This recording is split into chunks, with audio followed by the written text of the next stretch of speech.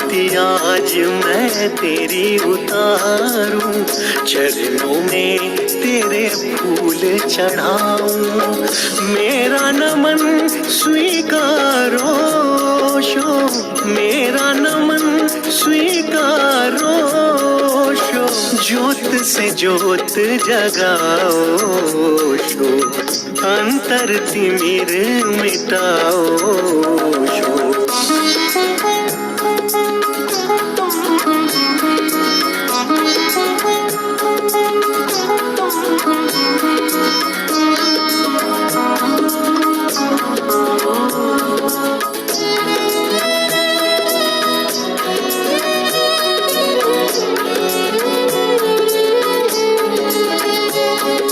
सच्ची ज्योत जगे जो हृदय में, सो हम नाद जगाओ शो। सच्ची ज्योत जगे जो हृदय में, सो हम नाद जगाओ शो। अंतर में युग युग से सोई, अंतर में युग युग से सोई, चित शक्ति को जगा दो शो, चित शक्ति को जगा दो शो। आरती आज मैं तेरी उतारूं, चरणों में तेरे फूल चढ़ाऊं। मेरा नमन स्वीकारो शो, मेरा नमन स्वीकारो शो। ज्योत से ज्योत जगाओ शो, अंतर तिमिर मिटाओ शो।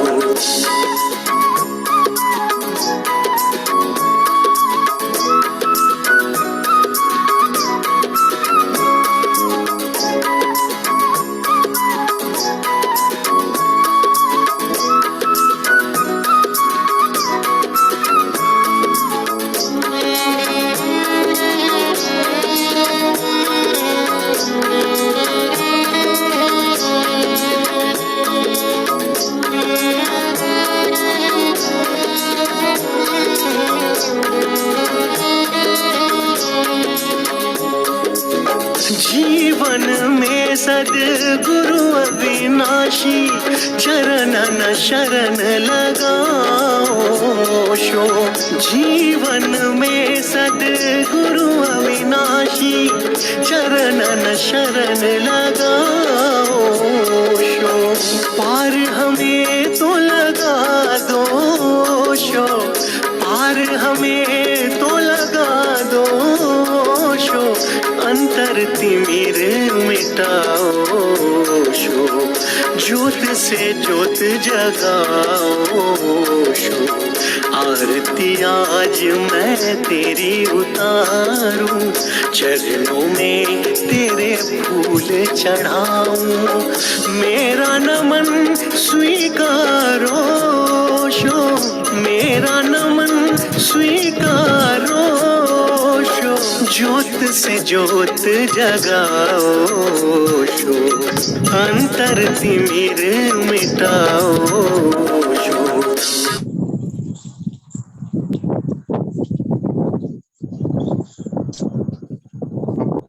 सभी लोगों का बहुत बहुत शुक्रिया फॉर योर काइंड प्रेजेंस। मैं रणधीर कुमार गौतम आप सभी बंधुओं का स्वागत करता हूं।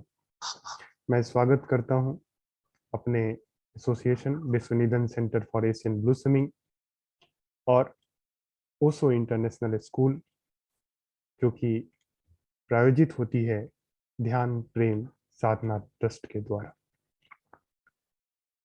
आज के प्रमुख वक्ता प्रोफेसर मटुकनाथ चौधरी, जो कि पटना विश्वविद्यालय के हिंदी विभाग के सेवानिवृत्त प्रधानाचार्य और विभागाध्यक्ष रहे हैं और हिंदी के एक मशहूर हस्ताक्षर के रूप में न सिर्फ बिहार बल्कि पूरे भारतवर्ष में जाने जाते हैं। मैं स्वागत करना चाहता हूं आज के मॉडरेटर प्रोफेसर आनंद कुमार गिरी, जो कि Madras institute of development studies में समाजशास्त्र के जाने माने समाजशास्त्री हैं, ज्ञानी हैं, और आप सभी लोगों का जो हमारे साथ Facebook platform, zoom, YouTube platform से सुन और देख रहे हैं। आज की का जो शीर्षक है वो है ओशो के जीवन संदेश, लाइफ लेसन्स फ्रॉम ओशो। तो सबसे पहले मैं अपने आदरणीय मुख्य वक्ता को आमंत्रित करता हूं, लेकिन उनसे पहले मैं एक संक्षिप्त विवरण देना चाहता हूं। यूँ तो प्रोफेसर मटुकनाथ चौधरी किसी परिचय के मोहताज नहीं है, लेकिन उनका जो कार्य क्षेत्र है, जानते हैं आप सभी, हिंदी में रहा है, और वो पटना विश्वविद्यालय और जवाहरलाल नेहरू विश्वविद्यालय में एमए की पढ़ाई कर चुके हैं, और इसके साथ साथ 2018 तक उन्होंने बीएन कॉलेज में एक प्रोफेसर के तौर पे एक शानदार उनकी जीवनी रही है। और उनका लेखन, जो कि रामचरितमानस और कामयानी और मटुक जोली की डायरी से लेके भाग 1 से लेके भाग 2 तक एक गुणात्मक लेखनी उनकी रही है। मैं अपना परिचय देना चाहूँगा। हमारे जो स्वाध्याय सहचक्र का सर्किल है, जो कि एक पहल है स्वयं संस्कृति, समाज और दुनिया को एक साथ अध्ययन और सीखने की पहल है। हम महर्षि अरविंदो, महात्मा गांधी, चित्तरंजन दास, जो रचनात्मक विवेचना के एक जाने माने हस्ताक्षर के रूप में जाने जाते हैं, उड़ीसा से वो ताल्लुक रखते हैं। इन सारे रचनात्मक बुद्धिजीवियों के साथ साथ हम ऐसे साधकों को आमंत्रित करते हैं जो जिनका दर्शन, जीवन और साधना, संघर्ष इस संसार को एक सुंदर और गुणात्मक रूप से परिवर्तन करने में महत्वपूर्ण भूमिका के साथ हमारे लिए उपयोगी हो सकती है। उन सारे साधकों को हम आमंत्रित करते हैं। ओशो हमारे समय के सबसे बड़े क्रांतिकारी विचारकों में से एक है, या यूं कहें कि हमारे समय के सबसे पसंदीदा आध्यात्मिक शिक्षकों में से एक है, और उनका विचार हमारे रोजमर्रा के वास्तविकता से सीधे जुड़ता है। ओशो आंतरिक दुनिया के अनुभवों का वर्णन करने के लिए एक ऐसी भाषा में माहिर हैं जो बिल्कुल सरल, स्पष्ट और लाभप्रद है।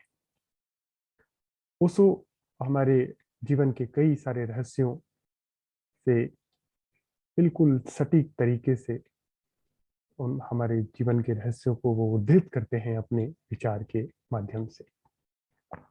तो सबसे पहले हम आदरणीय मटुकनाथ जी से निवेदन करते हैं कि वो अपनी बातों को हमारे सामने रखें।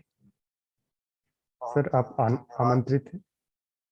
राजीव जी, आपके प्रति आभार प्रकट करता हूँ कि आपने अपनी बात रखने का एक अवसर हमें प्रदान किया है। मैं बोलूं, मेरी बात पहुंच रही है? जी जी, आपकी बात पहुंच रही है।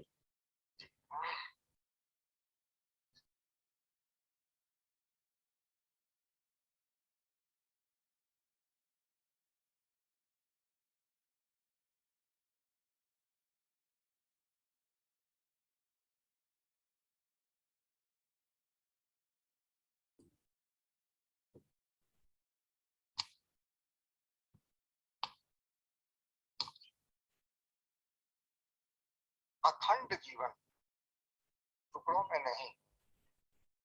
अखंड जीवन का क्या अर्थ है? जीवन को हम टुकड़ों में बांटते हैं। जीवन का एक पक्ष है शुभ, एक पक्ष है अशुभ।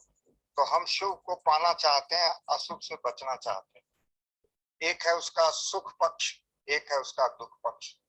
तो सुख वाले पक्ष को हम लेना चाहते हैं और दुख वाले पक्ष को हम छोड़ना चाहते हैं। ये जो दो पक्षों में हमने दुनिया को बांट दिया है, और ये खंडित जीवन है। जीवन में दोनों चीजें हैं और दोनों चीजों को सहजता से स्वीकार करके जीना जीवन का साक्षात्कार कराता है। और अगर ऐसा हम नहीं करते हैं तो एक को हम अगर लेते हैं, चुनते हैं और दूसरे को छोड़ते हैं तो दोनों का चुनाव होगा ही और दुख दूना होगा, दुख और गहरा होगा। एक्सेप्टेंस, स्वीकार भाव, ये सबसे बड़ा मंत्र है जीवन जीने का। बहुत महत्वपूर्ण बात ध्यान देने योग्य ये है कि अब तक जो भी आध्यात्मिक पुरुष रहे हैं, धार्मिक संत रहे हैं, उनका संदेश जीवन निगेटिव रहा है, लाइफ निगेटिव रहा है। और लाइफ निगेटिव संदेश ने यहाँ के जीवन को एक तरह से बहुत ही दुख में और कष्ट में डाल दिया। लाइफ निगेटिव क्या है? लाइफ निगेटिव है जीवन को छोड़ने, जीवन से परे, जीवन के बाहर, जीवन के ऊपर कोई सत्य है, जीवन का कोई लक्ष्य है, उसको पाने के लिए जीवन को अर्पित करना। जीवन का लक्ष्य हो सकता है मोक्ष, हो सकता है जीवन का लक्ष्य कुछ और हो सकता है, धर्म हो सकता है, जीवन का लक्ष्य परमात्मा हो सकता है। ये सारे लक्ष्य जो हमारे जीवन के बाहर है या ऊपर है, उसको पाने के लिए जीवन का अर्पण कर देना, ये लाइफ निगेटिव मैसेज रहा है। और ठीक इस निगेटिव को पॉजिटिव में बदलने का काम पहली बार पृथ्वी पर पुरुषों ने किया। उन्होंने कहा जीवन अपने आप में ही लक्ष्य है, जीवन ही परमात्मा है, जीवन के अलावा और कोई सत्य नहीं।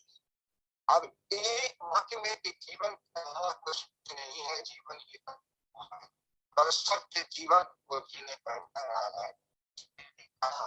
सही ढंग से जीना। तो जीवन के आगे पीछे ऊपर नीचे कोई भी लक्ष्य नहीं। यह सबसे बड़ी बात है। यह क्रांतिकारी कदम हुआ जिसे ओशो ने हमारे सामने रखा और उन्होंने जीने के बहुत सारे सूत्र दिए कि कैसे हम अपने जीवन को सुंदर ढंग से जी सकते। हमारे यहाँ 3 सिद्धांत रहे, कर्म सिद्धांत, भौतिक सिद्धांत और योग का सिद्धांत। ये 3 क्षेत्र है।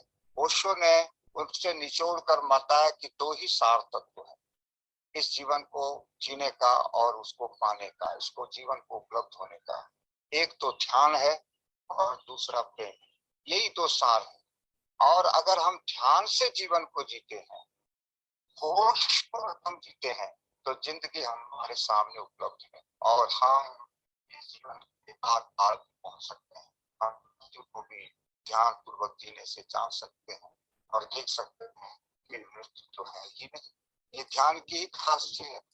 और प्रेम से अगर शुरुआत करते हैं तो प्रेम भी अंततः, प्रेम का अंत भी, समाप्ति भी ध्यान में ही होता है।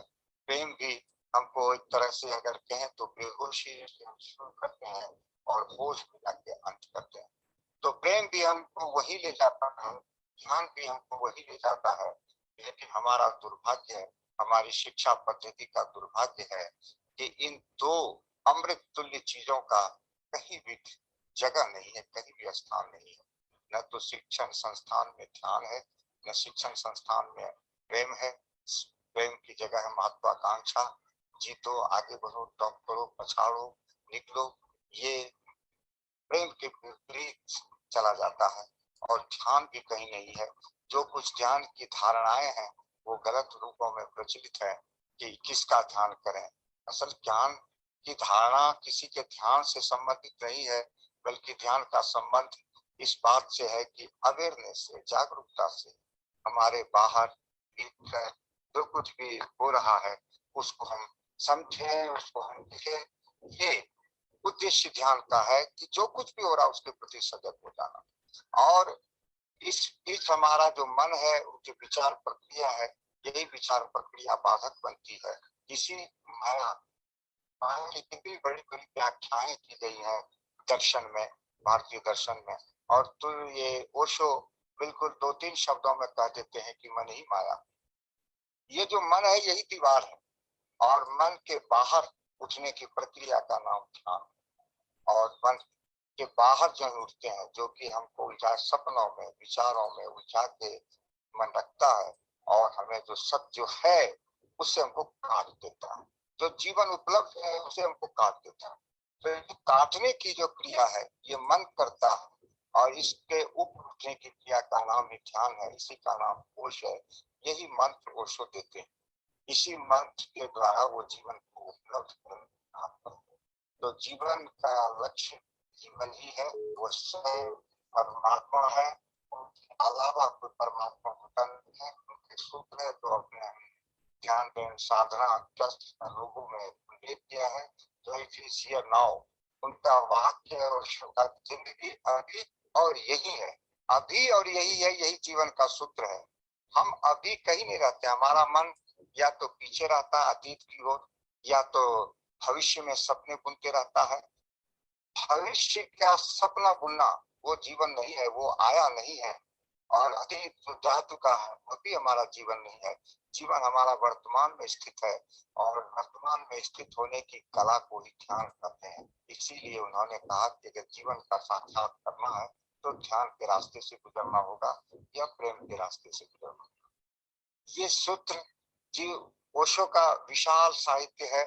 और सबसे एक मुख्य बात जो मुझे अभी याद आ रही है, आप देखेंगे कि ओशो के जितने शिविर होते हैं, उस शिविर में भाषण नहीं होता, प्रवचन नहीं होता है किसी और का, क्रियाएं होती हैं, ध्यान के कार्यक्रम चलते हैं। और उस ध्यान कार्यक्रम में मदद करने के लिए, समझाने के लिए ओशो के ऑडियो और वीडियो बजते हैं।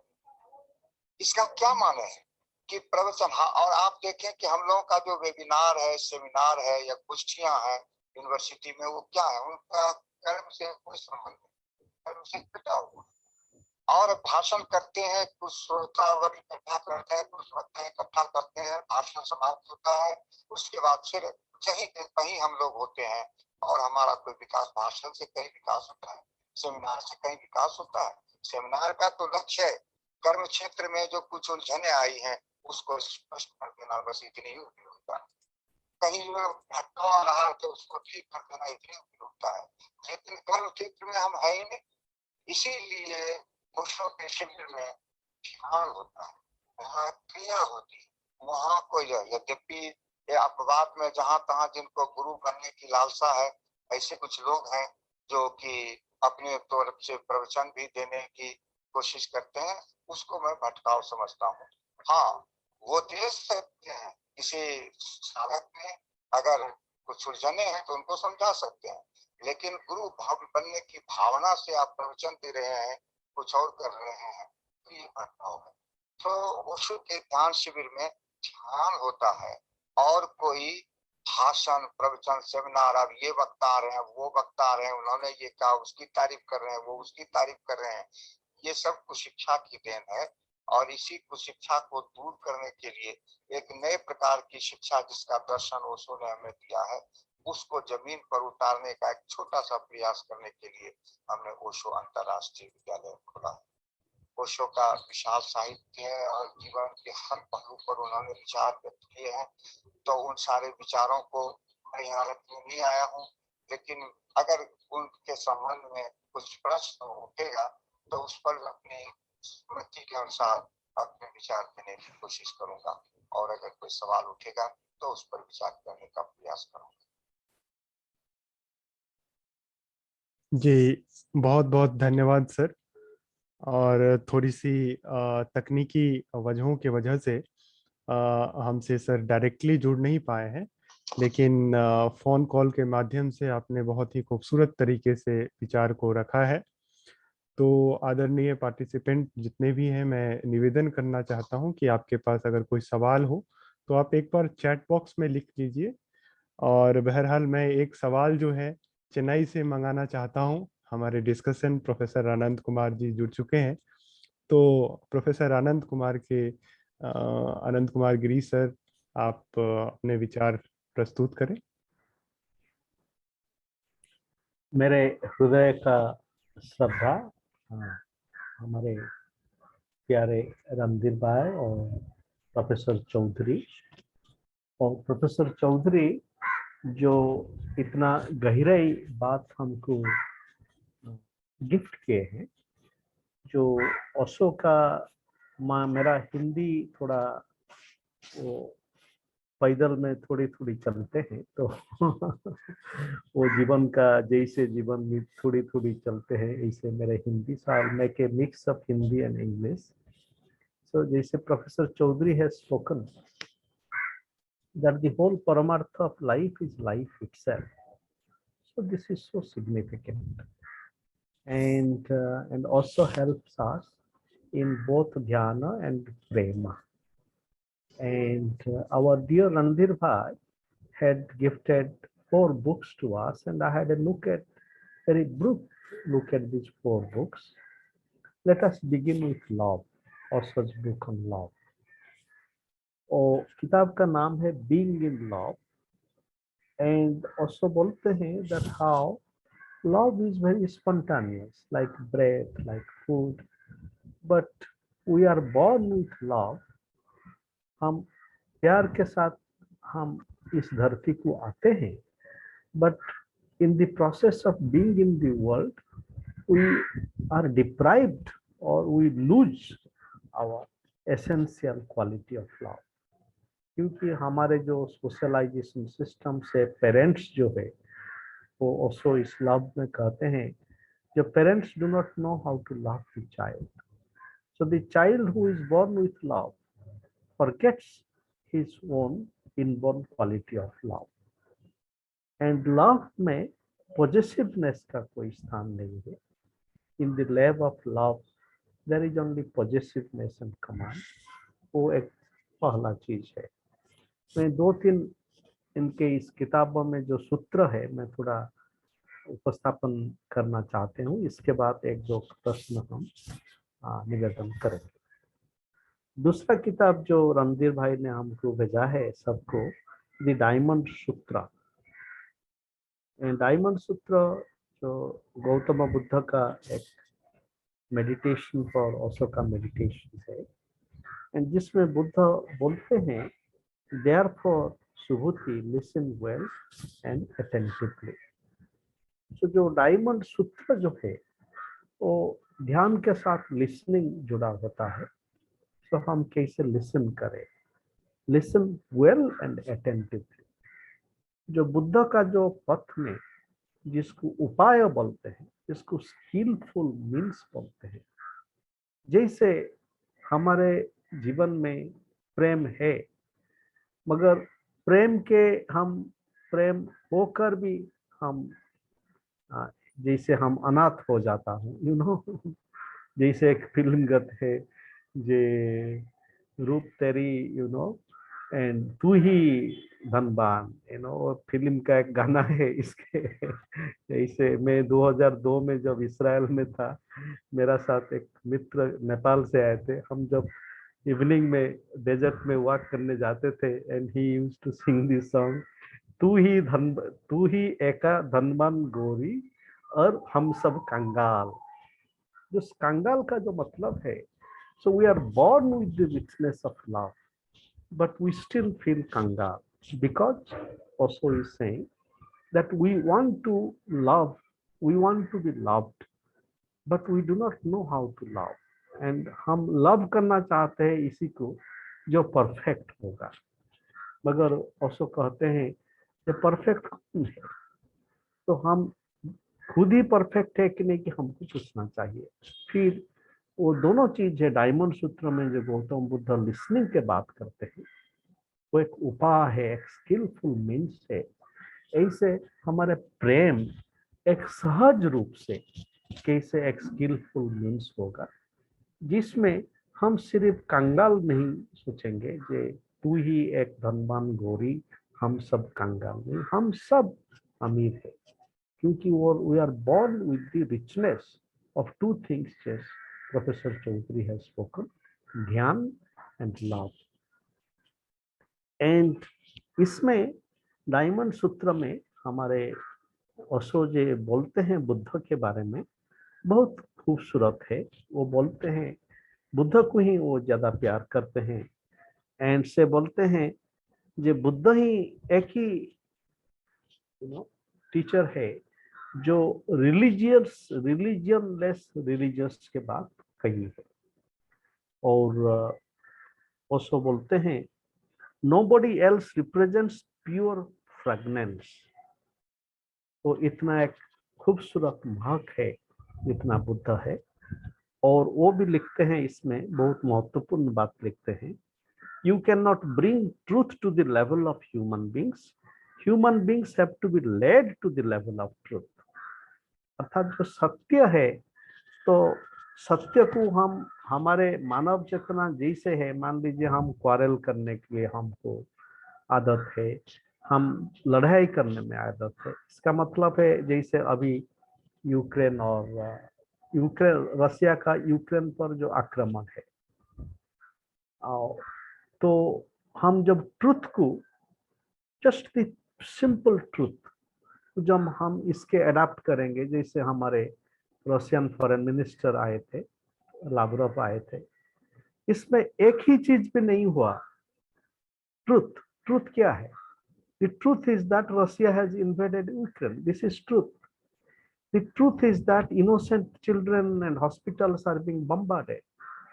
बट हम इसके बाद एक ही सेंटेंस हमारे the great country, nobody uttered a single word, हम बात कर रहे हैं हम कैसे तेल खरीद करेंगे।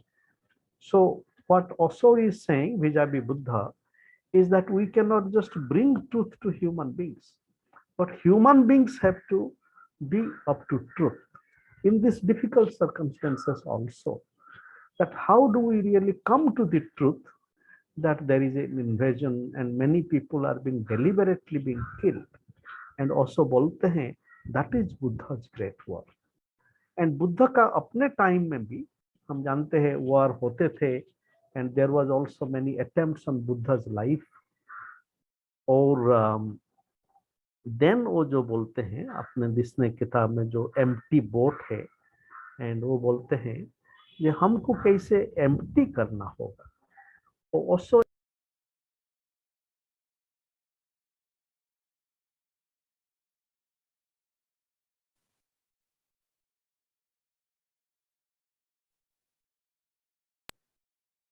मैं दुखित हूँ, मैं क्या, you could not hear my thoughts so far, Randeep? I was muted.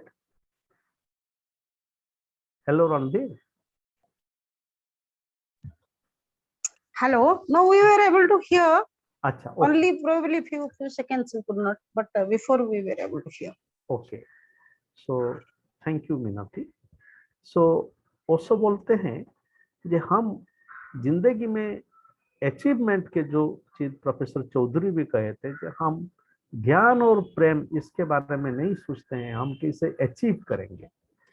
And also बोलते हैं वो लाओत्से से को लेकर एक बहुत सुंदर वाक्य लिखते हैं, achievement is the beginning of failure, fame is the beginning of disgrace. कितना गंभीर चीज है। हम जब अचीवमेंट करना चाहेंगे, हम मान लीजिए हम अचीवमेंट का चक्कर में जितना देर पल जाएंगे वही है बड़ा फेल्यूर है। एंड वो चीज भी श्री अरविंद और मदर भी बोलते हैं कि हम अचीवमेंट का बात में नहीं सोचेंगे, try to be in life. And then वो बोलते हैं एक बहुत सुंदर चीज है, when you disappear, when you are not, the doors open, then you become just like the vast infinite sky. also बोलते हैं ये empty boat में, तो बोलते हैं आप जा रहे हैं, एक नदी में जा रहे हैं, मान लीजिए कोई एक बोट आकर आपको धक्का देगा, कोई आ गया, इसमें अंदर कोई नहीं है, if somebody is not inside the boat you will not be that angry, but when you see a man in the boat you become very angry. So how do we empty ourselves? And वो बोलते हैं every form is centered in the ego, the formless means egolessness.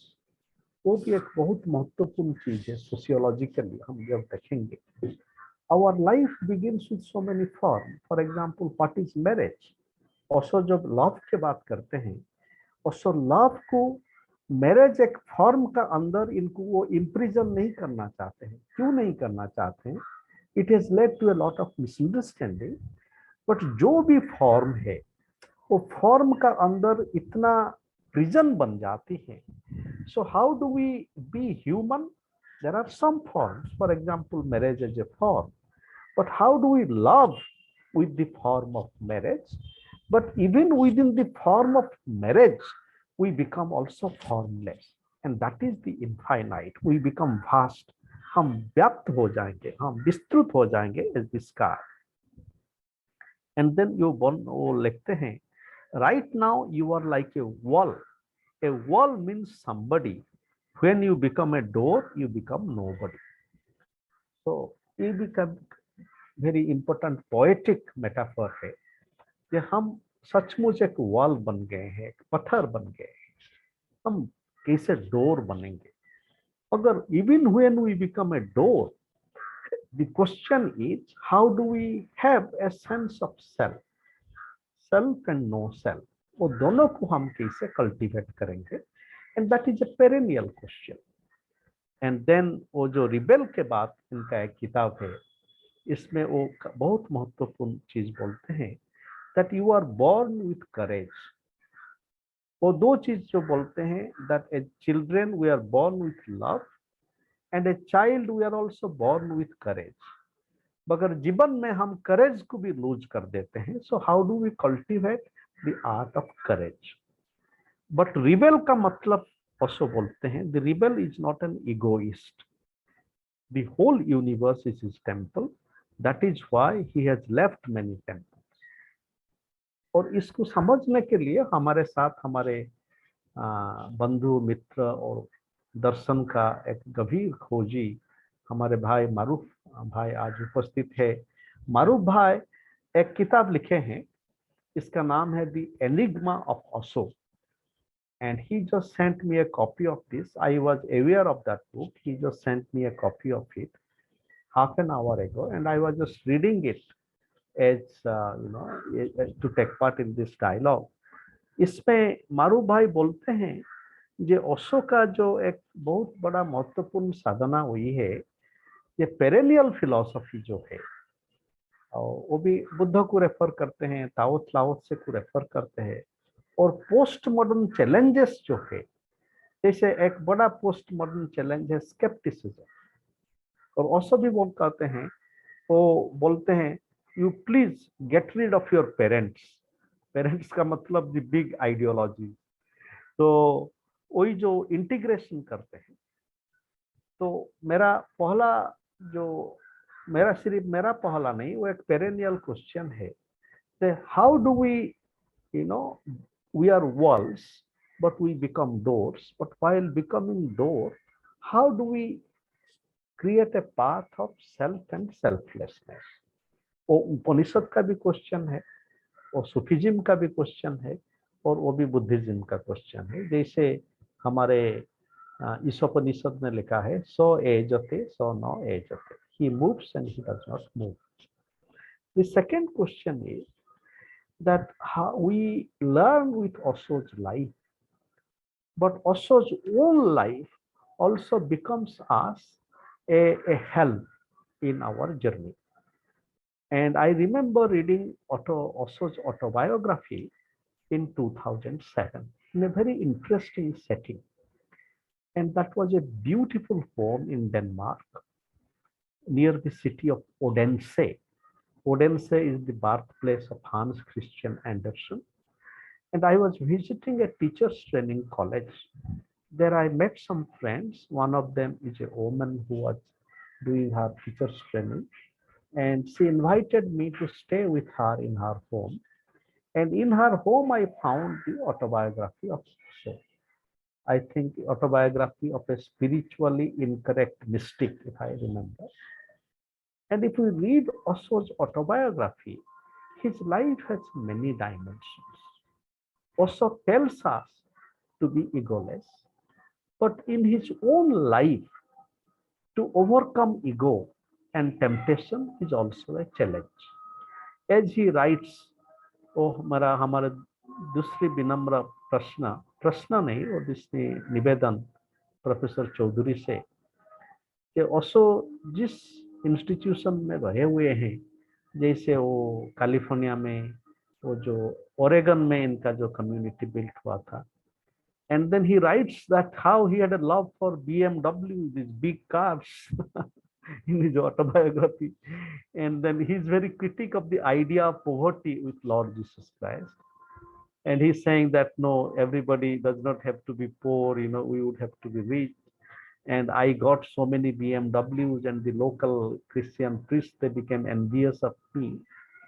So therefore, Osho's life itself, my humble query is that like all of us, Osho's life also is a struggle with the need to be egoless in the context of varieties of temptations of ego, luxury, and power. So thank you for your kind attention and looking forward to. जी Matuknath sir, आप respond करना चाहेंगे? क्या प्रश्न आप बता दिया जाए? जी जी, प्रश्न एक सेल्फलेसनेस को लेके था, सेल्फ को लेके था जी, इसको लेकर सेल्फ, स्वयं को लेके ओशो की जो समझ है उसको जरा आप उद्धृत करेंगे? नहीं, मेरा निवेदन है प्रोफेसर चौधरी रणधीर भाई, हमारे जी, जी। निवेदन है जो सेल्फ और सेल्फलेसनेस को हम कैसे इंटीग्रेट करेंगे। ये डोर जो बोलते हैं, डोर में कोई वॉल नहीं है, मगर हम जब डोर होंगे हमारे साथ सेल्फ और सेल्फलेसनेस दोनों कैसे इंटीग्रेट होगा, वो मेरा पहला प्रश्न था। द्वितीय प्रश्न था, बहुत शुरू से ही निस्वार्थ भाव से भक्ति होनी चाहिए, निस्वार्थ भाव से सेवा होनी चाहिए, निस्वार्थ भाव से कर्म होना चाहिए, ये सब कहते आ रहे हैं। और ओशो ने ठीक इसके उलट कहा कि मैं तुम्हें निस्वार्थ नहीं, मैं तुम्हें स्वार्थ सिखाता हूँ। स्वार्थ शब्द का अर्थ है अपने लिए जीना, और जो व्यक्ति अपने लिए जीता है वही दूसरों के लिए जी सकता है। अपने लिए जिया नहीं, अपने को जाना नहीं, और तब हम कैसे दूसरों को सिखा सकते हैं निस्वार्थ भाव? तो निस्वार्थ भाव का मतलब स्वार्थ जो सिद्ध करता है व्यक्ति, वही दूसरों के स्वार्थ की सिद्धि में सहायक हो सकता है, मददगार हो सकता है। इसलिए ओशो की देशना स्वार्थी होने के लिए उन्होंने स्पष्ट कहा कि मैं तुम्हें स्वार्थी होना सिखाता हूँ। स्वार्थी का अपने लिए जीना, अपने लिए जीना। और आप देखते हैं कि तुलसीदास भी इस तरह की बात कहते हैं। वो लिखते हैं कि स्वांत सुखाय रघुनाथ गाथा, भाषा निबद्ध मति मंजुल मात होती। स्वांत सुखाय रघुनाथ गाथा, मैं अपने सुख के लिए रघुनाथ का गुण गा रहा हूँ। तो जिस बात से आपको सुख नहीं मिल रहा है, उस बात से दूसरों को सुख कैसे मिल सकता है? तो प्राथमिक चीज है। अभी समाज सेवा की बात करते हैं हम लोग, निस्वार्थ सेवा की बात। समाज सेवा हो ही नहीं सकती जब तक व्यक्ति अपनी सेवा न करे। व्यक्ति अपना उत्थान जब तक न कर ले, अपना विकास जब तक न कर ले, वो कैसे दूसरों के विकास में सहायक हो सकता? तो इसीलिए अपने विकास की बात ओशो ने सिखाई है। अपने विकास में तुम अगर सफल हुए तो दूसरों के विकास में भी तुम सहायक बन जाओगे, वहां भी तुम्हें सफलता मिलेगी। और इसको छोड़कर समाज सेवा करने, निस्वार्थ सेवा करने जाओगे तो तुम तो पिछड़े रहे ही, और दूसरों को तुम क्या दिखाओगे? मैंने जैसा क्वेश्चन समझा उस हिसाब से अपनी बात। जी, बहुत बहुत धन्यवाद सर। प्रोफेसर गिरी सर, आपका दूसरा सवाल किस संदर्भ में था? दूसरा वो सवाल नहीं, वो एक, हम ऐसे एक जीवन का आह्वान जैसे बोल सकते हैं। जो ओशो का अपने जीवन में हमारे हर जैसे जीवन में जैसे चैलेंजेस होता है, ओशो का अपने जीवन में जैसे जब ओरेगन में वो गए थे, कम्युनिटी एस्टेब्लिश किए थे, वो ऑटोबायोग्राफी में लिखते हैं, so he purchased a lot of BMW, you know, and he did it deliberately to make the Christian priests envious of him. So he was a critic of the idea of Lord Jesus Christ that we would have to live as a poor man. तो मेरा दूसरा सवाल है, ये ओशो का अपने जीवन में जो ईगो और ईगोलेस का, पावर और पावरलेस का जो बैटल था, एंड समटाइम्स में ऑटोबायोग्राफी में जो पढ़ते हैं तो वो भी ही वाज समटाइम्स, मेरा जानने का है वो कैसे, क्यों वो पावर का अंदर वो क्या इतना पावर का अंदर क्या वो भी थोड़ा ज्यादा इसका अंदर रहते थे ना, वो पावर से पावरलेस तक जाने के अपने जीवन में कैसे कोशिश किए थे। जी सर। क्या कहा गया? कहा यह गया है कि जो जीवन का संघर्ष है ओशो का पावर से पावरलेसनेस तक पहुंचने का, तो उस हवाले से आप क्या कुछ कहना चाहते हैं? उनके जो लाइफ के जो कंस्ट्रेन है, जो चैलेंजेस है, उसके ऊपर आप क्या कहना चाहते हैं? तो जैसा कि मैंने शुरू में कहा, संघर्ष ओशो की शिक्षा नहीं है। ओशो की शिक्षा स्वीकार है। स्वीकार करो, संघर्ष यद्यपि उससे ज्यादा संघर्षशील पृथ्वी पर इस युग में पैदा नहीं हुआ कि जिन्होंने चारों तरफ से आग लगा दी। एक तरफ पूरी दुनिया के दुष्टों से उन्होंने झगड़ा बोल दिया, धार्मिक पाखंडियों पर हमला बोल दिया, राजनीतिक पाखंडियों पर हमला बोल दिया, जितने भी गलत रूढ़ियां हैं, कुसंस्कार है, उस पर बोल दिया। सब तरफ से आदमी एक पक्ष बचा के किसी पर हमला करता है, और ओशो ने चारों तरफ से अपने सब पर हमला कर दिया। वो चाहते थे कि जिंदगी में दोनों तरफ से आग लगा दो। पावर तो आत्मज्ञान से, लेसनेस की बात तो शुरू में अहंकार की लेसनेस, अहंकार को हम पावर समझते हैं, ओशो उसको शक्ति नहीं समझते।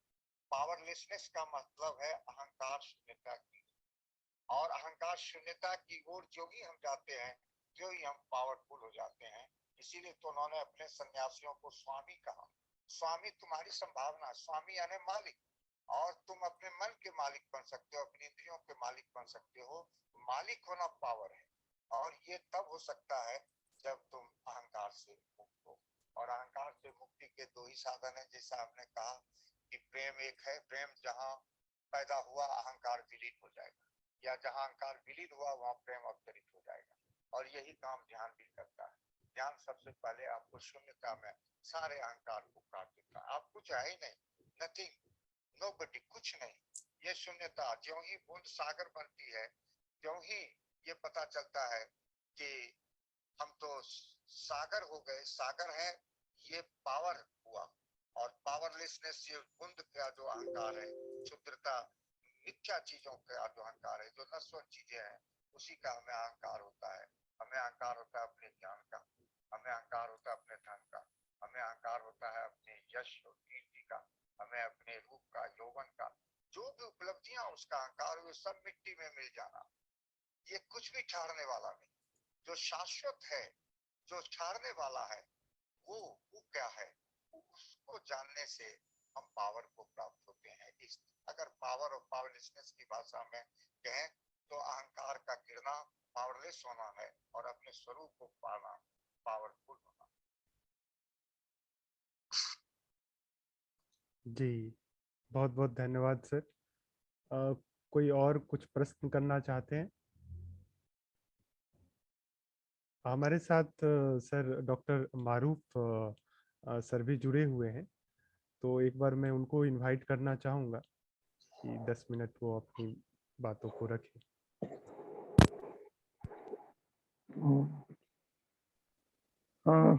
Thank you, Rambir ji. It was such a pleasure to listen. बहुत आनंद आया। ओशो का तो काम ही बस ये आनंद की ओर हमारी ये जो जर्नी है, लाइफ जर्नी, इसको इंटरप्रेट करना।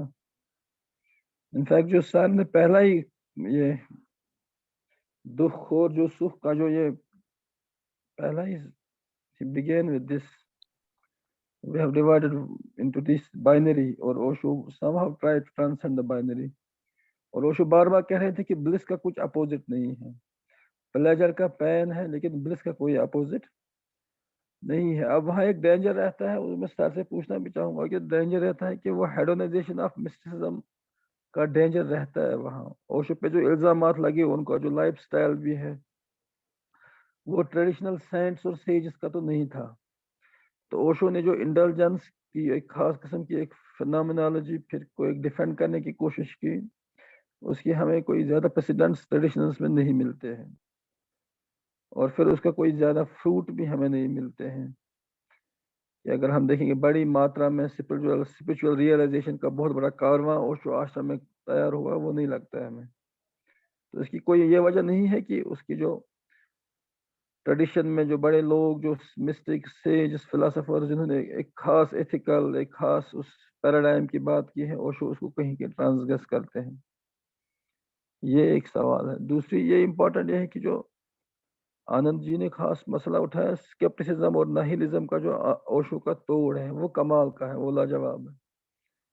हमारे एक बहुत अच्छे स्पिरिचुअल वो दोस्त, आप कह सकते हैं, मुफक्किर कह सकते हैं, वो बोल रहे थे ओशो बिगिनर्स के लिए अच्छा है, लेकिन एडवांस सोल्स के लिए उसमें वो दिक्कत है, क्योंकि वो no Osho was self contradicting, he was given to very easy and vague generalisations. और उसकी एक और कमजोरी ये थी कि उसने कहा कि आई एम स्टेटिंग समथिंग न्यू, जो सच नहीं था।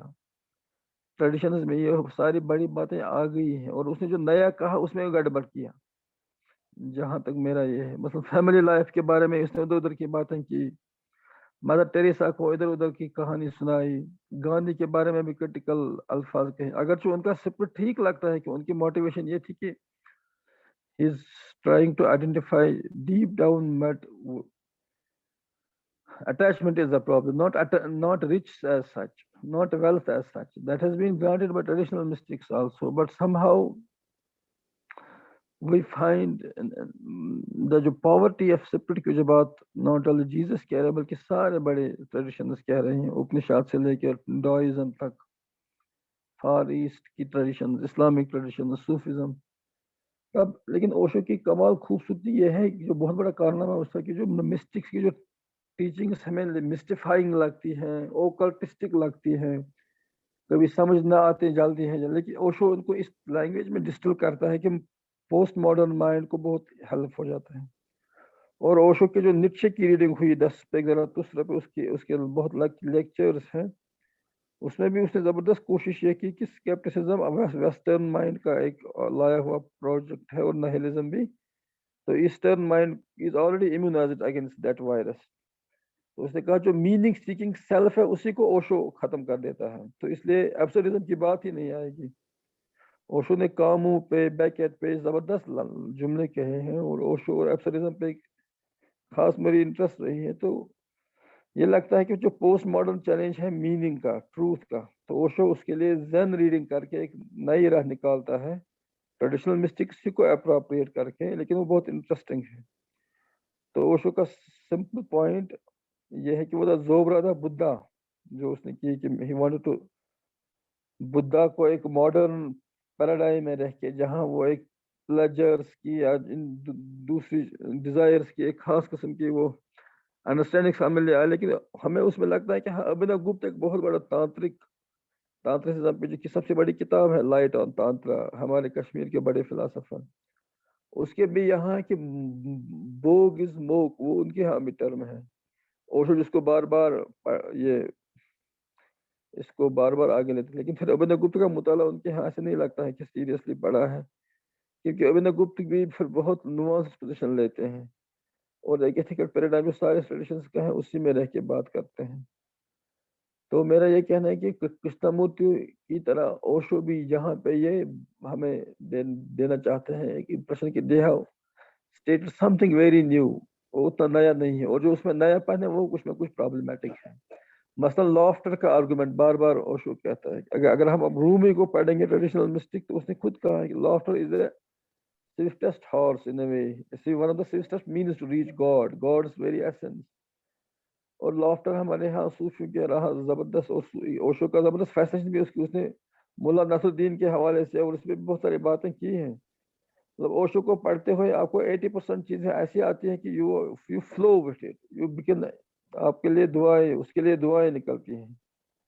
सच a wonderful presenter of mysticism and perennial philosophy. लेकिन फिर वहाँ कुछ चीजें जो है वो उनकी एक अलग से डाइवर्जेंस पास लेता है, और खुद कहता है कि अगर बुद्धा आज आ जाएगा, महावीर आ जाएगा, तो मेरे साथ वो लड़ाई करेंगे। इसका मतलब यह है कि जो ऑथेंटिक ट्रेडिशन, जिन्होंने सिविलाइजेशन की बुनियाद रखी, ये बड़े छोटे लोग नहीं होते, प्रॉफिटिक फिगर्स, अवतार, तो उनके खिलाफ अगर ये ओशो कोई नई रीडिंग करेगा तो वो एक्सेप्टेबल नहीं है।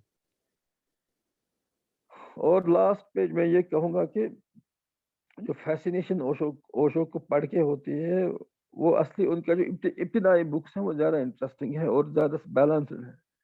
उनमें पर्सनल ईगो पैथोलॉजी जो हमें बाद में जो बहुत है उसके बायोग्राफर्स ने भी ट्रेस की, वो हमें नहीं दिखती है, और वो हमेशा रहेंगी क्लासिक्स उसकी वो किताबें।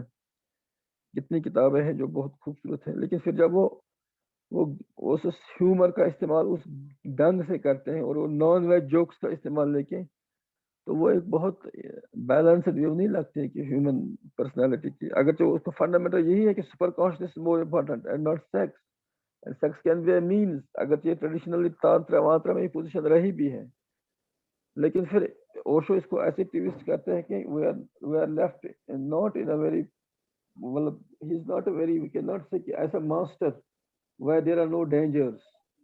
So we have to that fine balancing act where उसका एडवोकेसी ब्लिस हेडोनिज्म नहीं बन जाता है, where उसका जो रिच की प्रेज खुद उसके साथ अटैचमेंट नहीं बन जाती है, और उसकी लाइफ में हमने वो देख भी लिया। तो बस यही कि एटलीस्ट आपने इसके बारे में सोचा, गिरी जी और रणबीर जी ने, कि इन पे बात की जाए, ये भी बड़ी बात है, और बहुत सारे हवालों से ये बातें हम फ्यूचर में कर सकते हैं। Thank you so much for giving time.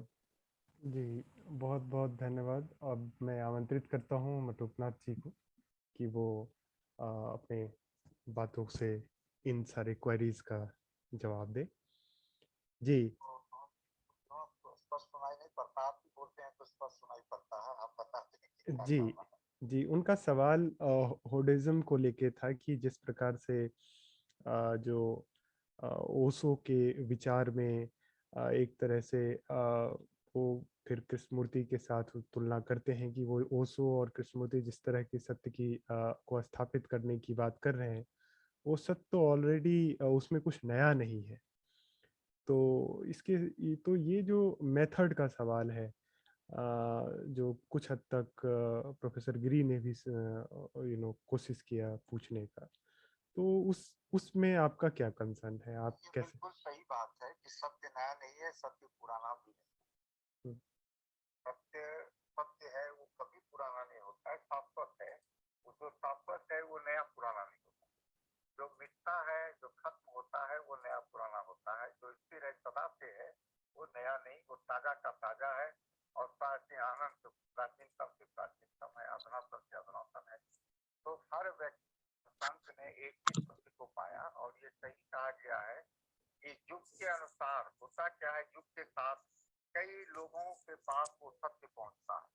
Laozi ने तो कहा है कि जो ही हम सत्य को लिखते हैं, व्यक्त करते हैं, व्यक्त होते ही वो झूठ हो जाता है। तो जो सारे शास्त्र झूठ है, वो सिर्फ इतना ही सत्य है कि वो इशारे हैं सत्य।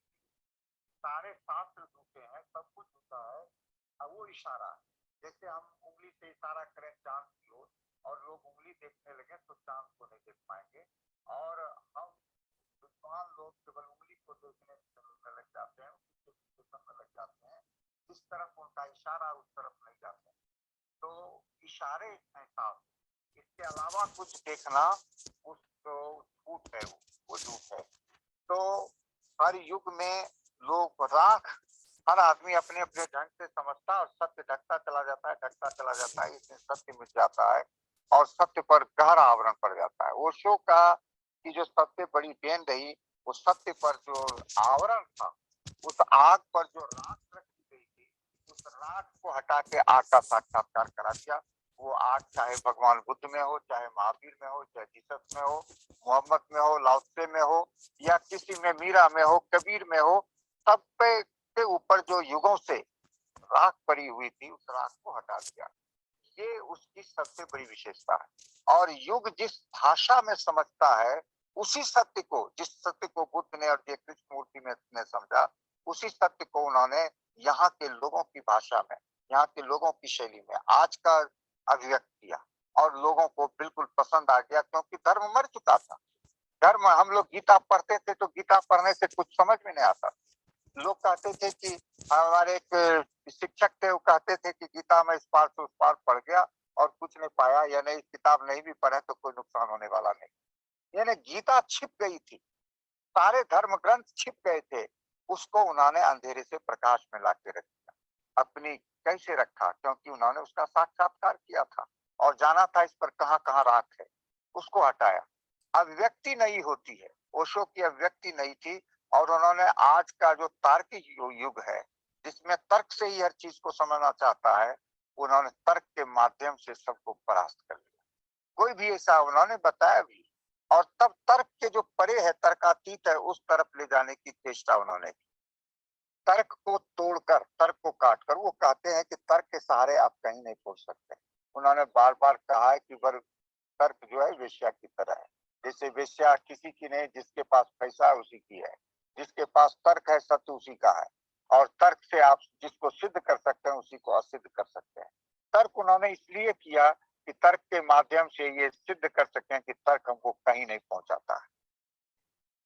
तो उनकी अभिव्यक्ति ये जो तर्क के माध्यम से तर्क को फिर असिद्ध कर देना।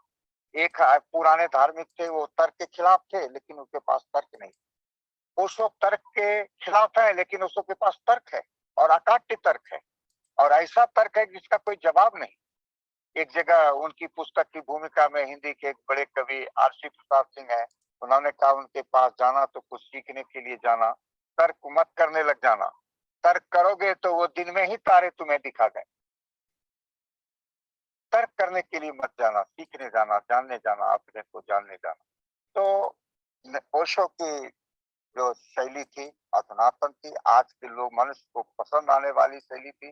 ढंग आज उसकी भाषा आधुनिक थी, सरलतम भाषा, उतनी सरल भाषा किसी की है नहीं।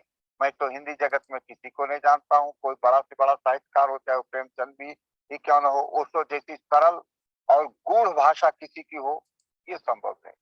पूरी हिंदी में सर्वश्रेष्ठ भाषा का नमूना उदाहरण है वो भाषा। तो उस भाषा में, सरलतम भाषा में गूढ़तम चीजों को उन्होंने रखा, और तर्क का कहीं सहारा लिया, कहीं प्रेम का सहारा लिया, कहीं किसी चीज का। आदमी, वो एक एक आदमी के लिए अलग अलग शैली देना चाहते थे, क्योंकि आदमी तरह तरह के हैं और वो उनके रास्ते तरह तरह के होंगे। तो जो आदमी जिस तरह का है उसको उसी तरह का ढंग बतलाना, उसी की भाषा में बात करना, ये ओशो की बड़ी विशेषता थी। ये कृष्णमूर्ति वहीं पहुंचे हैं जहां ओशो पहुंचे हैं, दोनों एक ही जगह गए हैं, लेकिन जे कृष्ण मूर्ति की एक ही आलोचना ओशो करते रहे कि उन्होंने कहा कि सब कुछ उपलब्ध है, कुछ करने की जरूरत नहीं है। और बात तो कहते हैं कि बिल्कुल सही है, लेकिन आदमी जब तक करेगा नहीं, कर करके थकेगा नहीं, तब तक न करने की स्थिति में वो जाएगा नहीं। इसलिए कुछ करना तो होगा, माना कि करना व्यर्थ है, लेकिन उसकी सार्थकता है। इसीलिए वो कहते रहे कि 40-40 साल तक जे कृष्ण मूर्ति के साथ रहे और कोई रूपांतरण नहीं घट रहा है। क्यों? क्योंकि बैठे प्रवचन सुन रहे हैं। जो क्रियाएं दी जाती थी, ओशो देते थे, वो ये कृष्ण मूर्ति नहीं देते थे।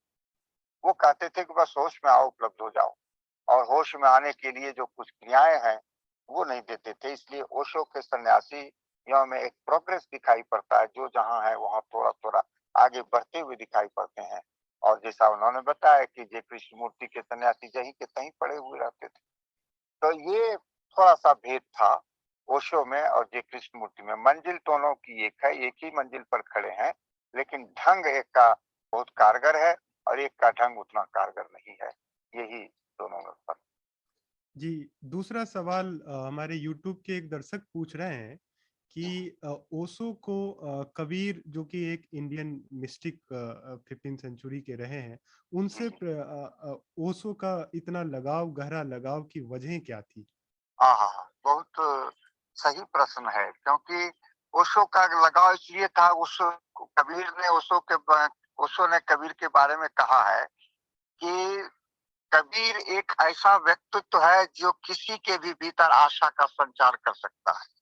मनुष्य के भीतर जो ये है कि मैं कुछ नहीं हूँ, मैं न पढ़ा लिखा हूँ, मैं न ये हूँ न वो हूँ, कुछ नहीं हूँ, जब कबीर जैसा व्यक्ति पहुंच सकता है तो तुम क्यों नहीं पहुंच सकते हो। सबसे बड़ा मंत्र कबीर से ये उनको मिला कि कम से कम तुम्हारे माता पिता तो हैं।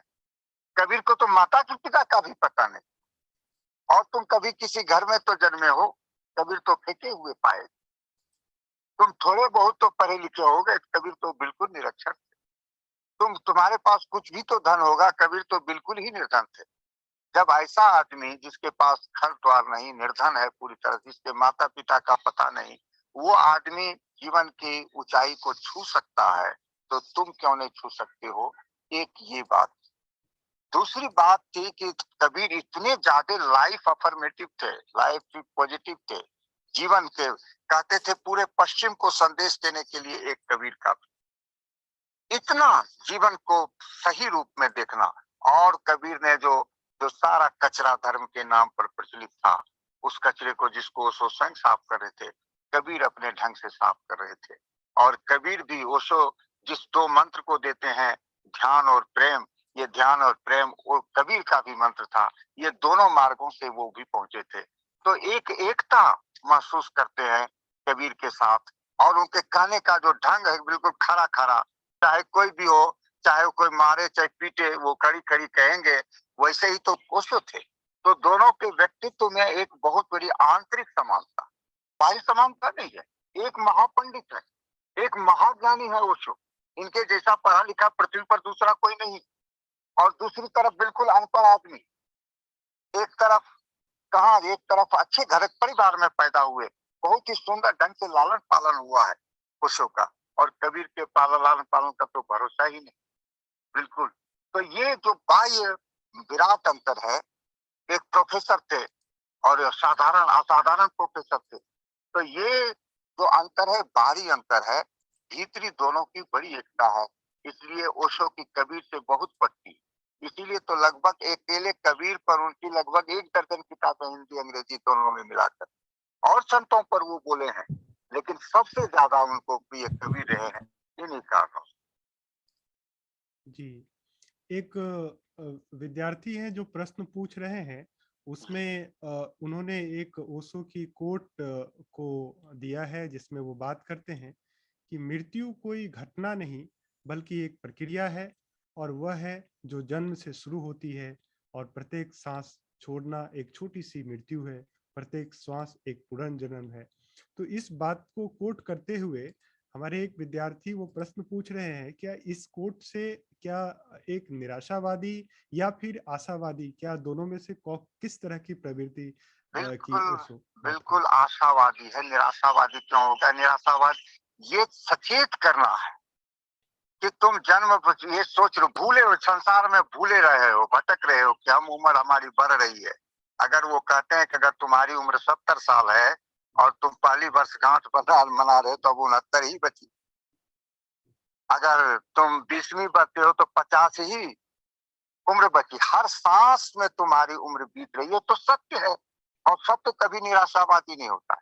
सत्य से भागते हैं हम, कतराते हैं, वो भागने नहीं देना चाहते हैं। जो सत्य है उसको जानो, और सत्य को जानना ही तो जीवन का लक्ष्य है। और ये मृत्यु प्रक्रिया है का मतलब हर समय हम मर रहे हैं, हर पल हम मर रहे हैं। हम इतने कितने कितने घंटे कितने मिनट हमको जीना है, हर पल हमें मृत्यु की ओर ले जा रहा है। ये तो सत्य है। और सत्य आंख खोलने के लिए होता है, निराशाजनक उसके लिए है जो सत्य पे पर्दा डाल के और सत्य को आंखों से ओझल करके छिपा के और हसीन सपने देख रहा है जिंदगी के। अरे भाई, तुम बच्चे हो, जवान हो, बूढ़े हो गए और मृत्यु का सामना करना ही पड़ेगा, ये सत्य है। तो इस सत्य के प्रति वो जागृत कर रहे हैं। इससे आशावादी, इससे सकारात्मक संदेश नहीं हो सकता है। नकारात्मक वो होता है जो सत्य से हमको दूर ले जाता है। सकारात्मक वो होता है जो सत्य का साक्षात्कार कराता है। इसलिए कबीर ने कहा है कि हर सांस हमारी मरने की प्रक्रिया है। हर सांस, हर पल हम मर रहे हैं, मृत्यु की ओर जा रहे हैं। सजग हो जाओ, जीते जी इस जिंदगी को जान लो, अपने को जान लो, इस जीवन को समझ लो। ये उनका उद्देश्य है कि तुम्हारे हाथ से जिंदगी निकल रही है और तुम किस सपने में खोए हो कि आज ये देखेंगे, कल वो देखेंगे, कल अपना विवाह करेंगे, कल बच्चे होंगे उनका विवाह करेंगे। इसी हसीन सपने में खो जाओगे, एक दिन मौत आ जाएगी और सारा परिवार खाती पीट कर रोएगा और तुम भी चिल्लाओगे कि किसी तरह मैं और जी जाऊं। ये कोई जीवन है?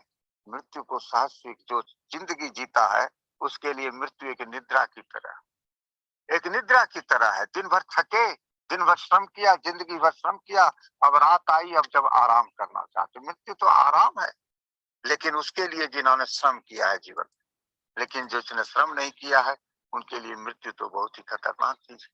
जिसने जीवन को जिया है ढंग से, जिसने होश पूर्वक जिया है वो होश पूर्वक मरता है, और होश पूर्वक मरने के बाद वो देखता है कि मेरा शरीर से तो गिरा है, मैं तो जस का तस हूँ। होश पूर्वक मरने वाला, इसीलिए सारी साधना है ओशो की कि तुम कम से कम होश पूर्वक मरो और एक बार अपने शरीर से अपने को अलग होते देख लो। अगर ऐसा तुमने देख लिया कि तुम शरीर नहीं हो, तो दुनिया के किसी शास्त्र में कुछ ऐसा नहीं जो तुम्हें नई चीज बता सके, तुम दुनिया का रहस्य जान लो।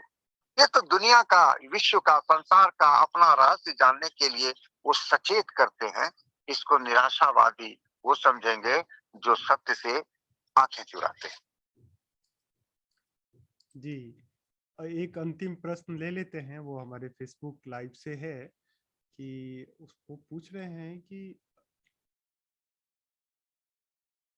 जी ओशो के ध्यान मेडिटेशन के ऊपर वो पूछ रहे हैं कि एक कॉमन सेंस के स्तर से ओशो के ध्यान को हम कैसे समझें, किस प्रकार से एक आम इंसान ओशो की ध्यान साधना को प्रैक्टिस कर सकता है।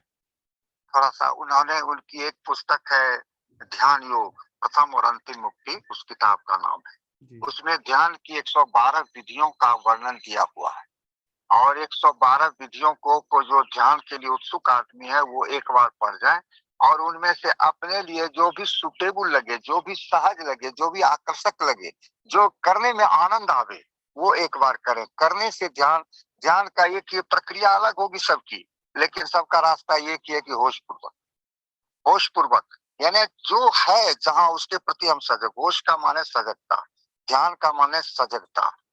हमारा स्वप्न का टूटना, जैसा कि मैंने शुरू में ही कहा था, हम खोए रहते हैं, हमारा मन कहीं चलता रहता, वो अध्यान है, वो ध्यान नहीं है। जो कुछ है, अभी मैं यहाँ बैठा हुआ हूँ, हमारे सामने पेड़ है, पक्षियों का कलरव है, आप है, इन सब के प्रति मैं सजग हूँ, तो ये ध्यान कहलाएगा। ध्यान की दो दिशाएं हैं, एक अंदर की तरफ, एक बाहर की तरफ। बाहर की तरफ हम ध्यान देते हैं वस्तुओं पर, संसार पर, चीजों पर, तो हम विज्ञान पैदा कर लेते हैं, और अंदर की तरह हम देते हैं तो हम आत्मान होते हैं, हम आत्मा को पा लेते हैं, अपनी को जान लेते हैं। तो ध्यान की दोनों दिशाओं पर ओशो का जो रहा है कि तुम्हारा ध्यान बाहर की ओर भी जाना चाहिए, तुम ताकि जगत के रहस्य को जान सको, तुम्हारा ध्यान अंदर की ओर जाना चाहिए ताकि तुम अपने रहस्य को जान सको कि तुम कौन हो। मैं कौन हूँ ये जाने बिना मर जाना, इससे ज्यादा दुर्भाग्य क्या हो सकता है। तो ध्यान ये है जो मैं कौन हूँ ये जना दे। तो ध्यान की वो जो विधियां, किसी का ध्यान करना, कल्पना करना, ये सब ध्यान नहीं है, उस किताब में है। सबको अपना, मैंने भी उस किताब को पढ़ा था एक समय, और उस किताब को पढ़ने के बाद उसमें से जो उनका डायनेमिक मेडिटेशन है, सक्रिय ध्यान, वो हमको बड़ा ही क्रांतिकारी मालूम पड़ा। उनका जो कुंडलिनी ध्यान है बहुत ही आनंददायी रहा। उनका जो नाद ब्रह्म है वो बहुत सुंदर लगा। उनका विपस्सना, ये सब सुंदर लगा। कुछ 5 6 7 ध्यान ऐसे रहे, नटराज जो प्रिय रहे, और मैं उनमें से कुछ कभी कभी, इधर तो मैं कुछ नहीं करता हूँ, वो 1 साल 2 साल तक मैंने घमासान किया था, और उसकी जो उपलब्धियां, उसका जो आनंद है वो मैंने महसूस किया था। उसी की फसल अभी भी काट रहा हूँ। अभी मैं काहिल हो गया हूँ, कुछ नहीं करता हूँ, लेकिन ये करना बहुत जरूरी है। ये बार बार रास्ते से आदमी भटक जाता है, फिर भी रास्ते पर आना जरूरी है। वो ध्यान, जो ध्यान में रुचि रखते हैं, ध्यान का माने सजग होना। जो कुछ हो रहा है, हम किसी में अपने लॉ को नहीं लगा रहे। आप जो 112 विधियां पढ़िए और उसको देखिए, समझिए और क्रिया कीजिए, और किसी के जानकार आदमी के सानिध्य में कीजिए।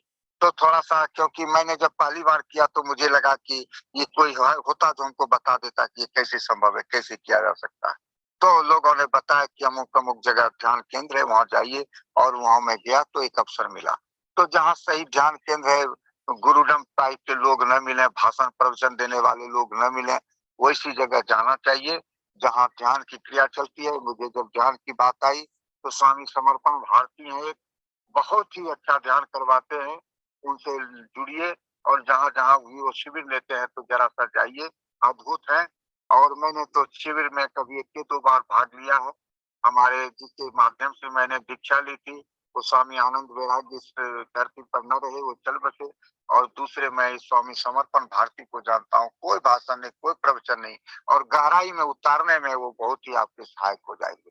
तो ऐसे ऐसे लोगों के संपर्क में जो ध्यानी हैं उनके संपर्क में जाके जरा सा सुख लेना चाहिए। जी, बहुत बहुत धन्यवाद सर। हम थोड़ा समय का भी ख्याल रखें और बिल्कुल 1 घंटा कैसे निकला बिल्कुल नहीं पता चला। तो हम अब एक बार फिर देख लेते हैं, कोई भी हमारे बंधु, कोई मित्र, कोई अगर प्रश्न पूछना चाह रहे हैं तो वो पूछ सकते हैं। जी, कमल सिंह रावत जी। जी जी सर, मैं ये पूछना चाह रहा था जी कि ओशो को मैं काफ़ी ध्यान से पढ़ा हूँ, ध्यान भी किया है और पूरी जीवन ओशो के प्रति समर्पित रहा हूँ। लेकिन प्रोफेसर साहब और आप लोगों ने इतना अच्छा आयोजन किया, पहले तो इसके लिए धन्यवाद। और मैं ये पूछना चाह रहा हूँ कि अजपा जप के बारे में, जिसे शास्त्रों ने बहुत गूढ़ रखा हुआ है और गुरु परंपरा से ये अपने शिष्यों को ही देते आए हैं और लोग बड़े भ्रमित हुए हैं समाज में अजपा जप के नाम से। तो ओशो ने अजपा जप के बारे में जो अपनी पुस्तकों में या जो बोले हैं, उसका जो उन्होंने विवेचन किया है, तो आप दोबारा अगर हमें रिफ्रेश कर देंगे तो बड़ा ही लाभ होगा हम लोगों का, और जो हमसे जुड़े हैं उनका भी लाभ होगा। इसी पे आप बता दीजिए हमें। हंसने आप ही जी, किया था। वो अजपा जप के बारे में पूछ रहे हैं। जी जी जी जी अजपा जप एक जाप होता है, जैसे राम कृष्ण कोई भी मंत्र है, कोई भी नाम है जिसका हम जाप करते हैं, गुरु है, कोई भी शब्द है उसका जाप करते हैं।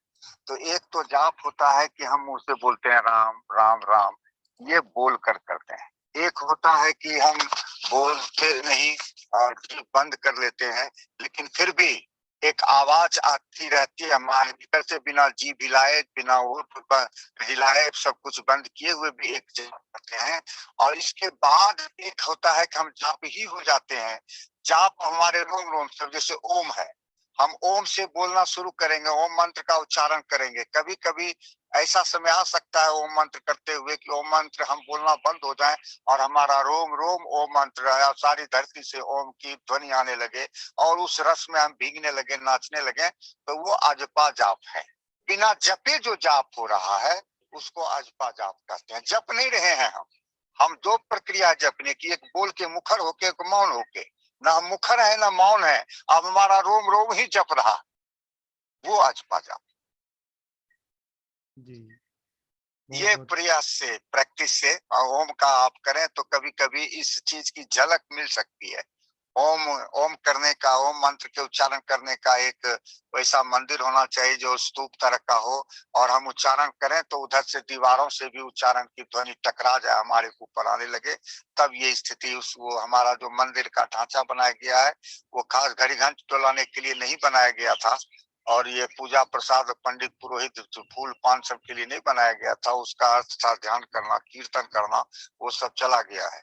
तो ऐसी जगह का चुनाव करके किया जा सकता है और जप से अजप की ओर जाया जा सकता है। जी थैंक यू सर, आपने बहुत अच्छा समझाया। लेकिन मूल बात इसमें रहेगी जो सो अहम के बारे में उन्होंने कहा था, और अक्सर अजपा जाप का गुरुवाणी में भी कई बार जी उपयोग किया गया है, गुरुवाणी में भी किया गया है। और हमारे यहाँ ज्यादातर सोहम या हंस, कई संप्रदाय जो हमारे हिंदू हैं तो अक्सर वो हंस और सोहम को कहते हैं। श्वास प्रक्रिया जो बाहर बाहर श्वास बाहर निकलता है तो उसको हकारो निर्गमे प्रोक्ता है, तो अब सकारे आप प्रवेश। समाप्ति की घोषणा जी करते जी हैं। जी मैं सबको, आप सभी सबको धन्यवाद जी जी देता हूँ जी और प्रणाम करता हूँ सारे सहभागियों को। जी जी बहुत बहुत धन्यवाद सर, आपका बहुत बहुत अभिनंदन। और आपने जो हमारी रिक्वेस्ट को स्वीकार किया है और बहुत ही सिंपल और सरल भाषा में, बिल्कुल ओशो की पेडागोजी में स्पष्ट तरीके से ध्यान, मेडिटेशन और ओशो के जीवन के जो प्रमुख संदेश है उसमें प्रेम और समर्पण, सद्भावना, तो इन सारी चीज़ों को लेके हम आगे आपको बिल्कुल एक नए प्लेटफॉर्म पे बिल्कुल एक बार पुनः सुनना चाहेंगे, क्योंकि आपने हमारी जिज्ञासा को बिल्कुल अंदर से कुरेद दिया है। और हमारे बहुत सारे कमलनाथ रावत जैसे, प्रोफेसर अनंत गिरी जैसे और हमारे डॉक्टर मारूफ भाई जैसे बहुत सारे सीकर्स हैं, साधक हैं, जो ओशो को और भी गहरे तरीके से समझने का प्रयास कर रहे हैं। तो हम आपको एक बार पुनः आमंत्रित करेंगे और विश्व निधन सेंटर के तरफ से मैं आपका तहे दिल से शुक्रिया अदा करता हूँ। बहुत बहुत नमस्कार। धन्यवाद जी सभी मित्रों को जी प्रणाम। नमस्कार।